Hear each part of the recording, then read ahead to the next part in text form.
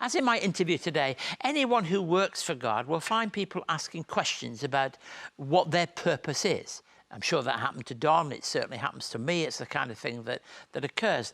Now, Jesus is walking in the temple courts in winter. It's one of the only times when we really have a time of the year that we can quite clearly identify. Having been to Israel, Palestine in the winter, I know it can be cold there. And people wanted to ask questions about him. So I'm going to read to you, if I can, from John 10, 27 through to 29. John 10, 27 through 29. My sheep listen to my voice.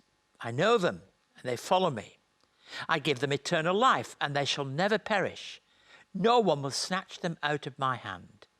My Father, who has given them to me, is greater than all. No one can snatch them out of my Father's hand. And I and the Father are one. Now, it's important to recognize that the reaction to Jesus was a very, very powerful one. People were after these words, this is what we read.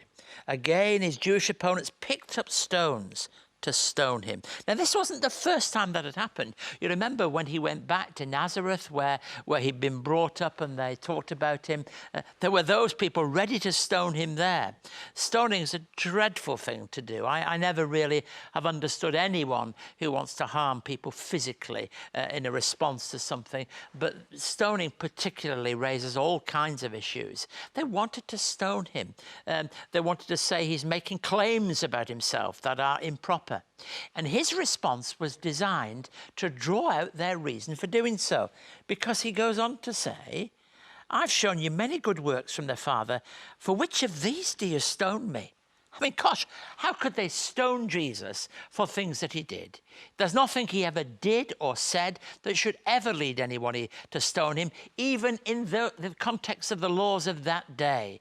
And his response draws out the fact that Jesus is displaying who he is by what he does. Now, we understand that at Wesley Mission because we talk about word and deed. We think a way in which the Jesus way, the gospel way, is demonstrated is not only by the words we say, but it is by the actions that we display, by the works that we show. And Jesus identified as people believed in him. You read in verse 42 in the passage that follows, it kind of draws it all to a close, and it says, and in that place many believed in Jesus. So as they were going to stone him, as they were going to accuse him, so it was that people started to believe in him. Believe in him because of not just the words he said, but as we've said, the things that he did. There must have been many in that crowd that had seen him touch those who were untouchable, reach out to some that would have been thought of as unreachable, those who were pushed to the margins. Jesus found time for him.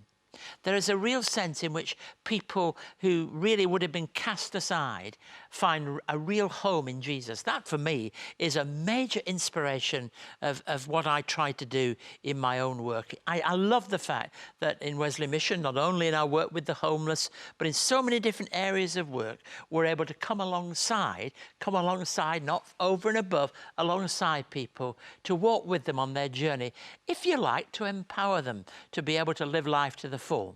And the way to really understand is through trust and following him. And that's what Jesus really does. Jesus was well aware there were those who were enemies both of him and of what he's about, and those who would follow.